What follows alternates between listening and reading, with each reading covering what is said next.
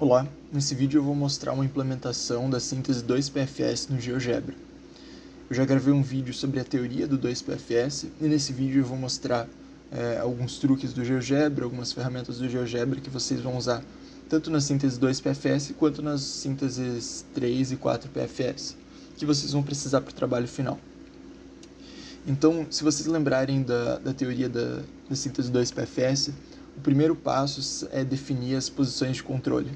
As posições de controle são pontos pertencentes às barras acopladoras que definem a posição e orientação da barra acopladora e do mecanismo naquele instante e naquela posição.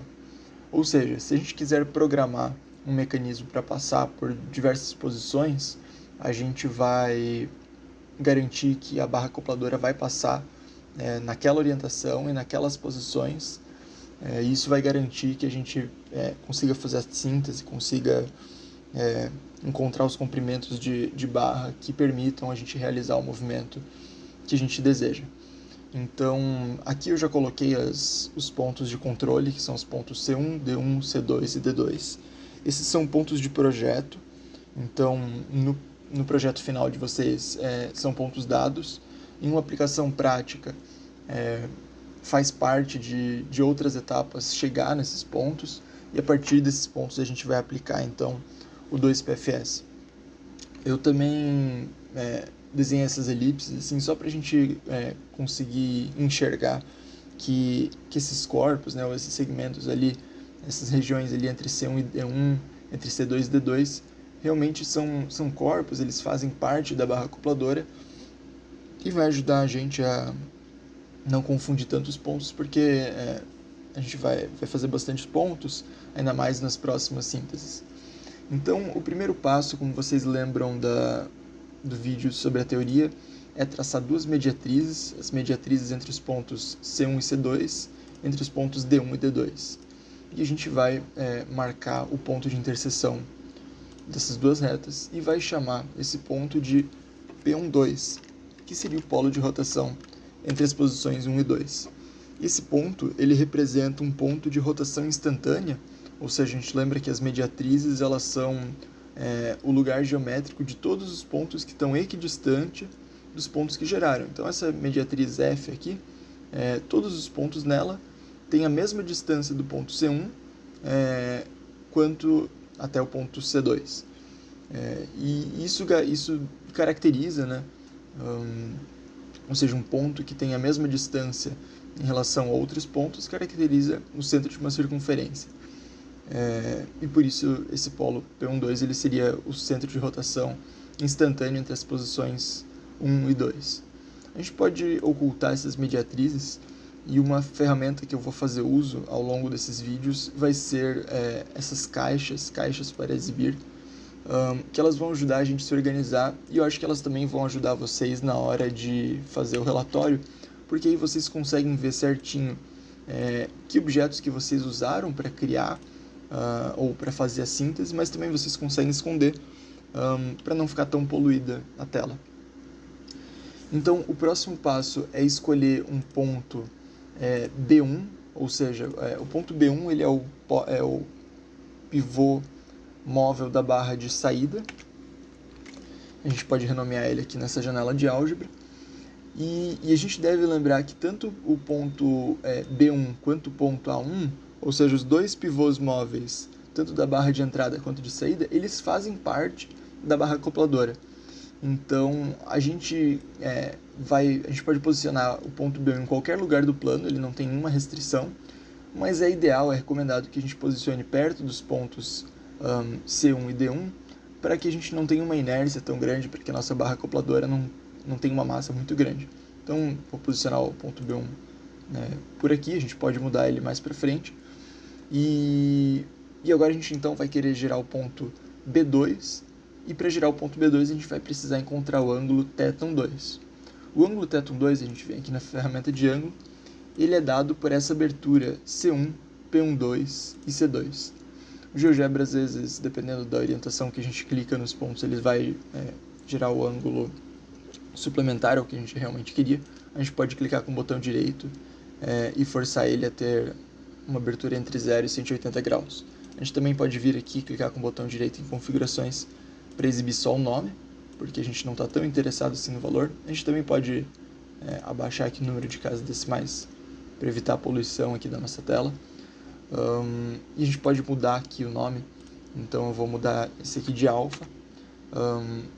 Para digitar a letra grega aqui no GeoGebra, então tem essa ferramenta aqui do teclado. A gente vem aqui nas letras e nas letras gregas. E aqui tem um θ. E para digitar o subscrito eu uso o underline, mas vocês não precisam, se não quiserem, podem só colocar θ12.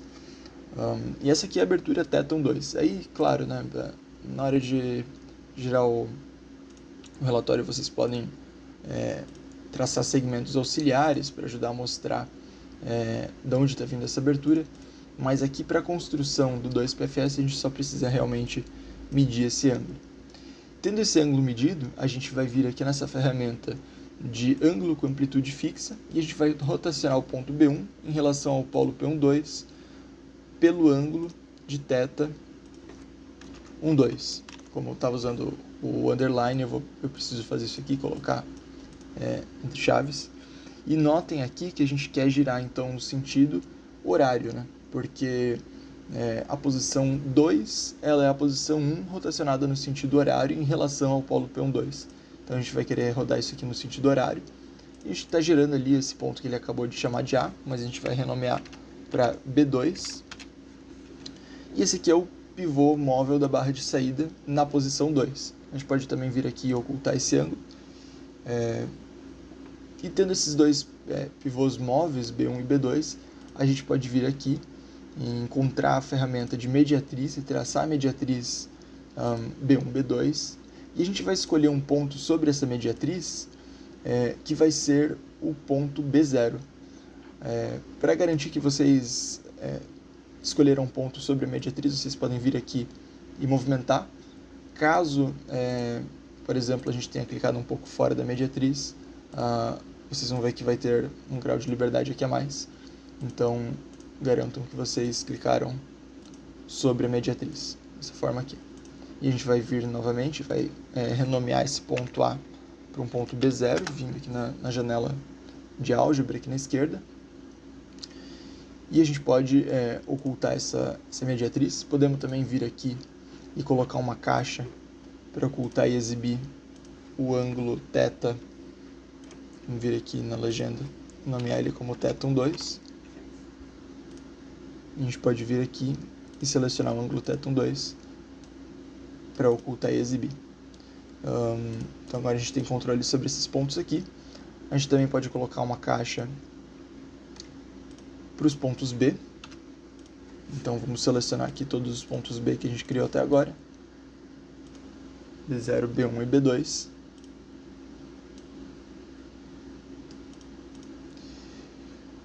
E então a gente pode lembrar que o ponto B0 ele tem um grau de liberdade, ele consegue se mover ao longo dessa mediatriz, e o ponto B1 ele ainda tem 2 graus de liberdade, ele ainda consegue se mover ao longo do plano.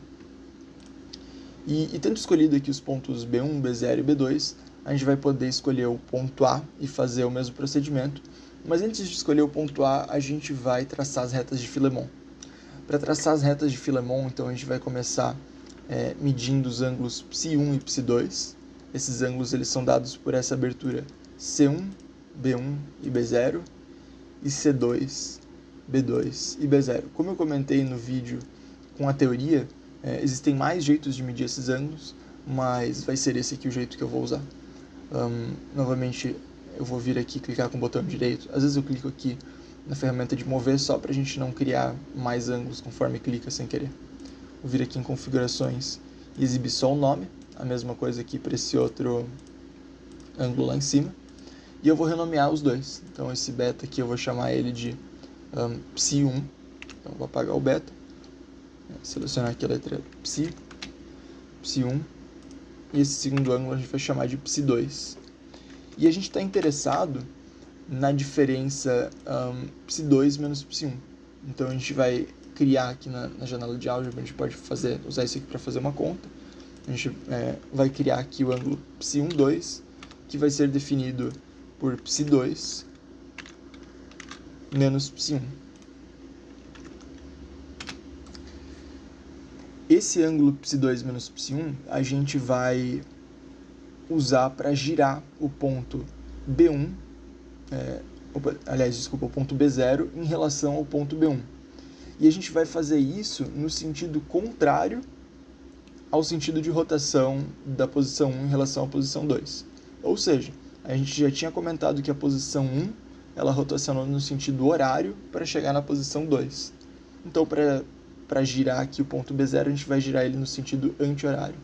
Então, a gente vai vir aqui em Ferramentas, selecionar o ângulo com amplitude fixa, e a gente quer girar o ponto B0 em relação ao ponto B1 por um ângulo de ψ12 no sentido anti-horário.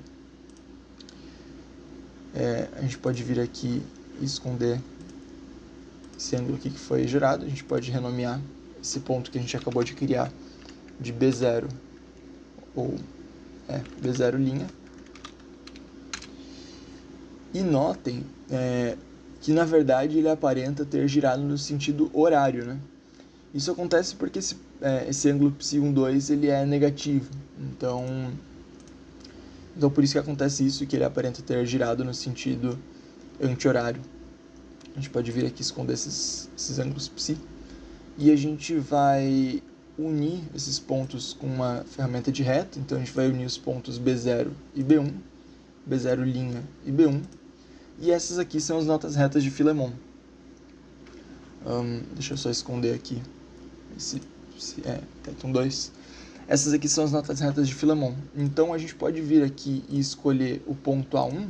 A gente pode vir aqui e renomear ele para 1. E o ponto A1 ele pode ficar posicionado em qualquer lugar. Eu estou posicionando ele aqui nos lugares possíveis. Qualquer lugar fora da região delimitada por essas retas de Filemon. Ou seja, nessas regiões que ele está aqui agora, ele não pode ficar posicionado, ele só pode ficar fora das retas de Filemon. Então a gente pode posicionar ele aqui e já podemos esconder as retas de Filemon. Então a gente vem aqui e pode usar as caixas para fazer isso. Vou escrever aqui Filemon. E podemos esconder as duas retas de Filemon.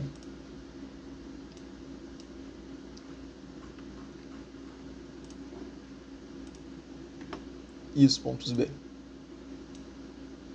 E esse ponto B'0. E tendo o ponto A1, a gente vai gerar o ponto A2 e o ponto A0 da mesma forma que a gente gerou os pontos B2 e B0.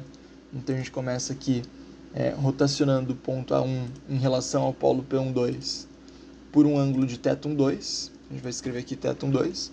E a gente vai fazer isso no sentido horário, que é o sentido de rotação da posição 1 para a posição 2, e a gente está gerando ali esse novo ponto que a gente vai chamar de A2, porque ele é o ponto homólogo, né, do ponto A1, só que na posição 2. Então a gente pode ver que conforme a gente pode deixar o ponto A1 bem próximo do ponto C1, que o ponto A2 fica bem próximo do ponto C2, fica na mesma posição, na posição análoga, né?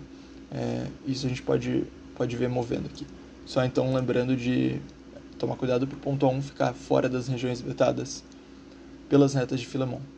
E a gente tem A1, a gente tem A2, e a gente pode usar a ferramenta de mediatriz para traçar essa mediatriz e escolher o ponto A0 sobre essa mediatriz. Então a gente vem aqui, nomeia esse ponto que a gente acabou de gerar para A0, e podemos esconder essa mediatriz. E aí a gente podemos também usar aqui a ferramenta de caixa para exibir e esconder. Então a gente vem aqui, chama esse conjunto aqui de A, e a gente pode vir e esconder os pontos A. E podemos esconder também esse ângulo que a gente gerou. Então assim, a síntese é essa. Para a síntese 2PFS ela é bastante simples, então o resultado final que a gente vai obter vão ser as posições A0, A1, A2, B0, B1, B2. Mas, digamos assim, essas não são posições que dão muita informação para a gente. Então, o ideal seria a gente traçar um mecanismo funcionando e passando por essas posições de referência, essas posições 1 e posição 2. Então, para fazer isso, a gente vai lembrar da física, do que a gente está tratando aqui, né? Então, Eu posso até, depois eu vou apagar, vocês não precisam copiar, mas lembrar que isso aqui é um mecanismo de 4 barras, então a gente tem a barra de entrada, a gente tem a barra acopladora e tem a barra de saída. E essas barras, como elas são corpos rígidos, elas vão ter um comprimento fixo. E um comprimento fixo significa uma distância fixa, né? Então a gente sabe que o ponto análogo a A1, que a gente vai chamar de AM, M porque ele faz parte do mecanismo, vai se movimentar, mas pode chamar como quiser, ele vai estar a uma distância de A0 igual à distância entre A0 e A1. Isso significa que ele pertence ao círculo, então a gente pode vir aqui e escolher a ferramenta de círculo, ele pertence a esse círculo aqui, com um raio em A0, um centro em A0 e passando por A1. Então a gente pode vir aqui e definir esse ponto AM, vamos renomear ele para AM, porque ele vai ser um ponto sobre essa circunferência, ele vai ser um ponto que sempre tem que manter essa mesma distância, porque a barra de entrada é um corpo rígido e não vai poder mudar de comprimento. E a mesma lógica a gente vai aplicar mais 2 vezes para o comprimento das outras barras. Então a gente sabe, por exemplo, a gente pode vir até esconder esse círculo, a gente pode apagar essas barras aqui. Eu estou segurando Ctrl para selecionar várias, que era para usar mais de referência. Mas pela mesma lógica, então a gente sabe que o ponto BM, né, que é o ponto do mecanismo, ele vai ter que passar por essa circunferência, ou seja, ele vai ter que estar posicionado sobre essa circunferência com centro em B0 e passando por B1 e B2. Mas, digamos assim, a gente sabe que para cada ponto AM vai ter que ter um ponto BM, né? Ou a gente vai até ver que são 2, né? Mas tem que ser uma relação assim de 1 para 1. Então, além de a barra de saída ter um comprimento fixo, a barra acopladora também vai ter que ter um comprimento fixo. Ou seja, o ponto BM tem que estar a uma distância de AM igual ao comprimento da barra acopladora. E o comprimento da barra acopladora é essa distância A1-B1. Então a gente pode vir aqui e selecionar essa ferramenta aqui de distância e medir essa distância, por exemplo, entre os pontos A1 e B1. Ele gera esse texto que a gente pode vir e apagar. E ele também gera essa variável aqui que ele chamou de distância A1-B1. A gente pode chamar isso aqui de talvez um nome um pouco mais explicativo, como comprimento da barra acopladora, né? Então, vou colocar um C de comprimento, acopladora. E aí a gente tem a distância entre os pontos A1 e B1, que é o comprimento da barra acopladora. E a gente pode vir aqui em ferramentas e traçar um círculo com centro em AM e com raio igual ao comprimento da barra acopladora. E aí a gente tem então esses 2 círculos e a gente sabe que o ponto BM ele tem que estar sobre a interseção desses 2 círculos, ou seja, ele pertence aos 2 círculos. Notem que aqui a gente tem 2 posições, ou a gente tem 2 interseções, né? Isso faz referência ao que a gente viu na aula de quadriláteros articulados sobre as posições elbow up e elbow down.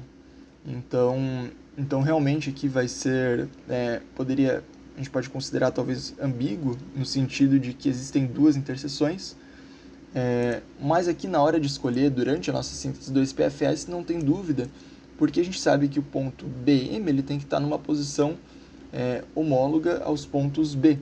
Então, assim como esse ponto AM está próximo ao ponto A1, o ponto BM tem que estar próximo ao ponto B1. Então ele vai ser essa interseção aqui de cima e não essa interseção lá de baixo. Então a gente pode vir aqui e selecionar, sempre tomando cuidado para selecionar bem em cima da interseção, ele vai assumir essa cor aqui diferente.